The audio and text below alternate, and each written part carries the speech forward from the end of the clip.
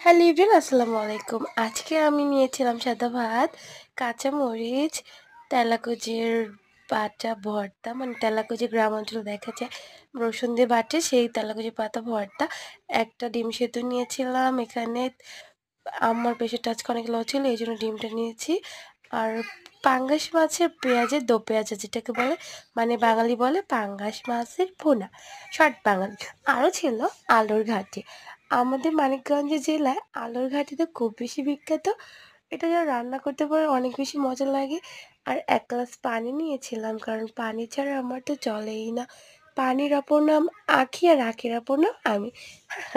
খুব ফানি। যাই হোক, আমি প্রথমে একটু আলুর ঘাটি নিয়ে ট্রাই করে দেখতেছিলাম কেমন লাগতেছে।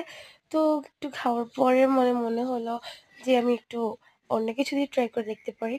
আর হ্যাঁ, আমি সবসময় খাওয়ার আগে পানিটা খাই, কারণ পানিটা খেলে হয় কি, ডিহাইড্রেশনের যে মানে কম থাকে যাদের, তাদের এটা ঠিক হয়ে যায়। আচ্ছা, ডায়েট করেন তাদের জন্য পানি খাওয়া তো খাবারের আগে খুব বেশি ইম্পর্টেন্ট। এতে করে হয় কি, খিদাটা নষ্ট হয়ে যায়, পেটটা ভরা ভরা লাগে, ভাত অতটা খাওয়া যায় না। এতে করে ডায়েটটাও হয়ে যায়, প্রপার ডায়েট হয়ে যাবে, প্লাস আপনি খেয়েও তৃপ্তি পাবেন। যেই হোক, অনেক বকবক করলাম, আসল কথা চলে এসেছে। এরপর আমি আমার পাতা ভর্তা দিয়ে আগে ভাতটা খাবো, বিসমিল্লাহ বলে ভাতটা আমি শুরু করলাম খাওয়া। এরপর সাথে এক কামড় কাঁচামরিচ নিয়ে খাইলাম। এটা না খেলে তো খাবারটা সম্পূর্ণই হয় না, এক মুহূর্তে ভালো লাগে না।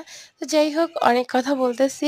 আমার ভিডিও যদি ভালো লাগে থাকে, আমার চ্যানেলটা অবশ্যই সাবস্ক্রাইব করবেন। আর হ্যাঁ, আমার চ্যানেলটা বেশি বেশি করে কমেন্ট লাইকে ভরে দিবেন। থ্যাংক ইউ ফর ওয়াচিং, দেখতে থাকুন।